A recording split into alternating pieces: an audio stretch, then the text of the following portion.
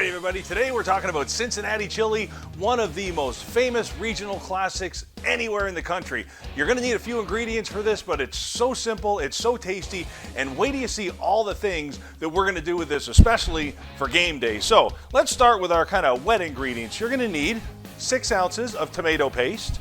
You're gonna wanna grab 2 tablespoons of apple cider vinegar, and you're gonna wanna make sure that you've got about 1.25 pounds to 1.5 pounds of ground beef. Now I'm using 80-20, you can go 85-15, whatever it is you wanna do, more fat, more flavor, we all know that.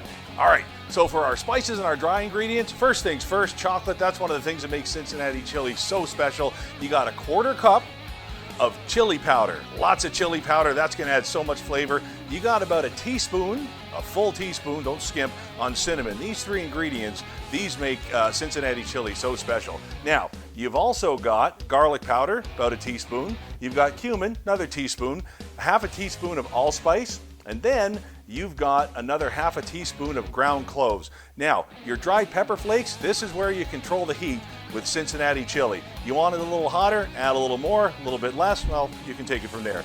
Salt, pepper, and about 1/2 teaspoon of sugar. And that's really all you need. Now this is a great time to break out your cast iron. I'm using a Lodge enameled cast iron pot. These are one of my favorites.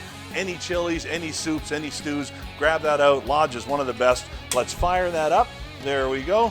Good and easy to clean, which is gonna come in handy later. Now you're gonna wanna start with all 5 cups of water in there, just like that. Now we're gonna go ahead and we're gonna add that tomato paste, just like that, the whole thing at once. And this is where it gets fun. This is where we're gonna add our chocolate too. You're gonna go ahead and whisk that up and stir for about 3 minutes just to make sure all of that chocolate is melted and you really break up all of that tomato paste. Oh man, this is already starting to smell amazing. Wow, that's all I can say. This is gonna be incredible. So now what we're gonna do is we're gonna take all of these amazing spices that we went through, everything from that chili powder all the way down to that little bit of sugar, and we're just gonna get it all right in there at the same time. Go ahead, get it all in there. Perfect, just like that. Let's get all of that incorporated. Now I've been to Cincinnati, I've had the real deal, and I gotta tell you, this is already smelling great. You know what, all of these recipes you can do yourself at home, save some money, travel the country without ever leaving your couch. What a great way to do it. Now we're gonna go ahead, add that vinegar in, just like that.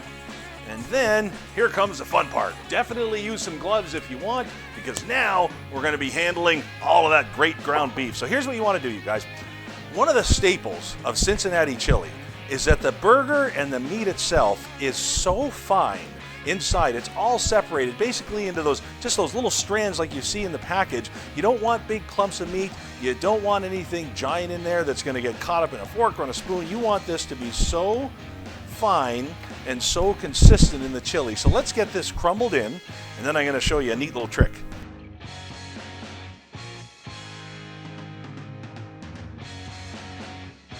Perfect.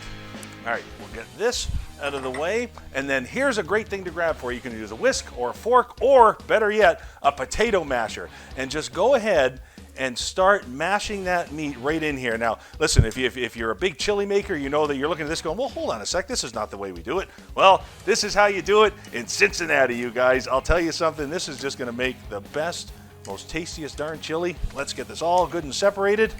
Now we're gonna crank that temperature up and wait for a boil.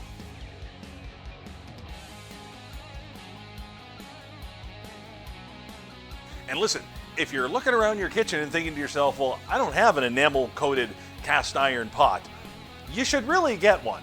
Every kitchen should have one.